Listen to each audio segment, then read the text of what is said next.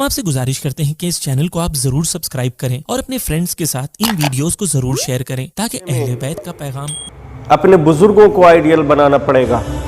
मसलन हमें इमाम खुमैनी रहमतुल्लाह अलैह को अपना आइडियल बनाना पड़ेगा।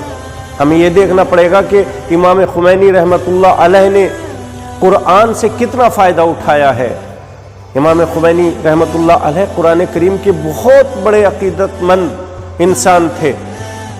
उनकी फ़िक्र को, उनके अकीदे को जो फ़ायदा हुआ है वो कुरान करीम से हुआ है।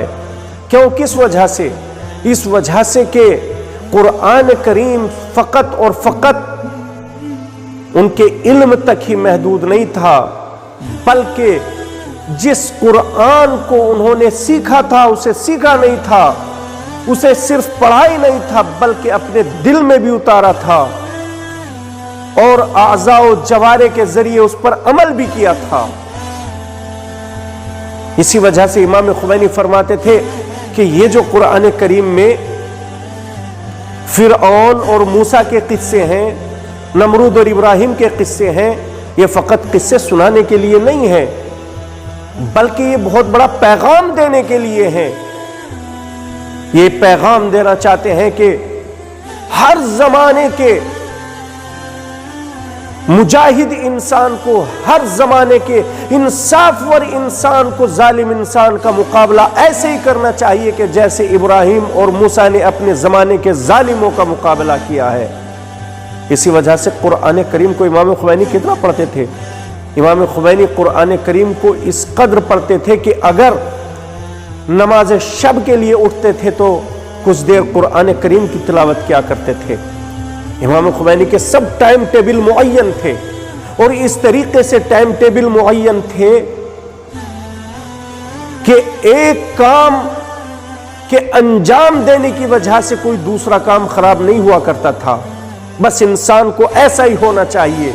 ऐसा ना हो कि जब वो किसी एक काम में मशगूल हो रहा है तो दूसरे काम उससे छूट रहे हैं। इमाम खुमैनी कितने मशगूल इंसान थे, कितने मसरूफ थे, मुजतहिद आलम भी थे, इल्म किताबें, दीनी किताबों का मुताला भी किया करते थे और उसके अलावा पूरे मुल्क ईरान की उनके ऊपर जिम्मेदारी थी। जिस वक्त इराक और ईरान में जंग चल रही थी उसके बावजूद भी, उस हालत में भी आपने कुरान की तिलावत नहीं छोड़ी है। कुरान की तिलावत मुसलसल किया करते थे।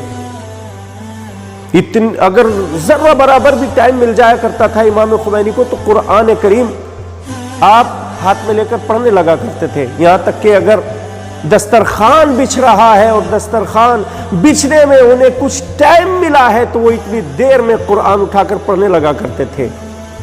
तकरीबन शबो रोज में 8 मर्तबा इमाम खुमैनी कुरान की तिलावत किया करते थे। हम कितना करते हैं? वो तो 8 मर्तबे किया करते थे।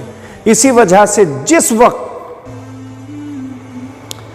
आपकी आंखें अलील हो गई तो एक मर्तबा डॉक्टर ने कहा कि कुछ दिन के लिए आपकी आंखें खराब हो गई हैं, आपकी आंखें बीमार है, लिहाजा आप ये करें कि जब तक आपकी आंखों को सुकून मिले उस वक्त तक आप कुरान की तिलावत करना छोड़ दें। तो एक मर्तबा आप मुस्कुराए और मुस्कुराने के बाद कहा कि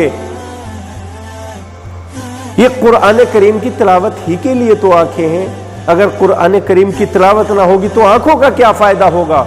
मैं आंखें अगर चाहता हूं तो सिर्फ और सिर्फ कुरान की तिलावत के लिए चाहता हूं। लिहाजा इमाम खुमैनी ने जितना कुछ भी हासिल किया वो कुरान करीम की बरकत से हासिल किया और अगर हम कुरान करीम की बरकत से कुछ हासिल करना चाहें तो हम भी हासिल कर सकते हैं।